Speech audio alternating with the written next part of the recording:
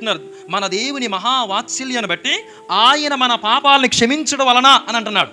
అంటే ఆయన ప్రేమ ఉంది కాబట్టి, ఆయన ప్రేమమయుడు కాబట్టి, నిజానికి పాపం చేత నశించిపోవలసిన మనల్ని క్షమించడానికి ఆయన ఈ లోకంలోకి వచ్చాడు. ప్రేమ ఉంటే ఏం చేస్తాం? క్షమిస్తాం, క్షమించాలి. క్రిస్మస్ టైంలో ఏం చేయాలి? క్షమించబడాలి, క్షమించాలి. ఎవరిని? భర్తను. ఎవరిను? భార్యను.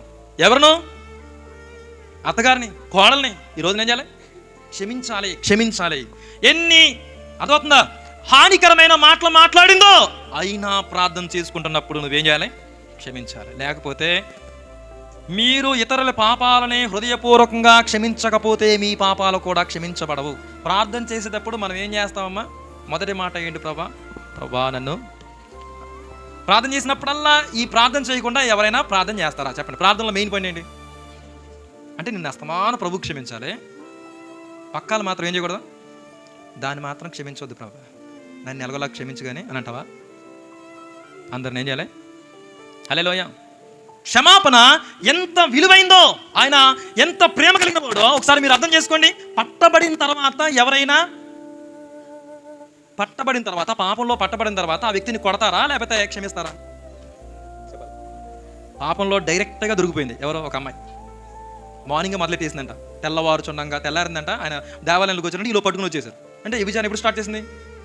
లేవగానే. కొంతమంది తాగుడు ఎప్పుడు స్టార్ట్ చేస్తారా? పొద్దున్నే మొదలెట్టేహాడా? అర్థవుతుందా? కొంతమంది తాగుడు, కొంతమంది వ్యభిచారం, కొంతమంది కయ్యాలు, కొంతమంది గొడవలు, ఇవన్నీ ఎప్పుడు స్టార్ట్ చేస్తారు? కొంతమంది కయ్యాలు ఆడుతుంటే అలారం లాగా ఏం చేస్తా ఉంటాయి? అర్థవుతుంది? అలారం ఆడాలి కాదు. ఏంట్రా అని చెప్పి చూస్తే గొడవలు పొద్దున్నే స్టార్ట్ చేసేసారా, వీళ్ళకి పని ఏముంటుంది అని అనుకోకూడదు. అర్థం చేసుకోండి.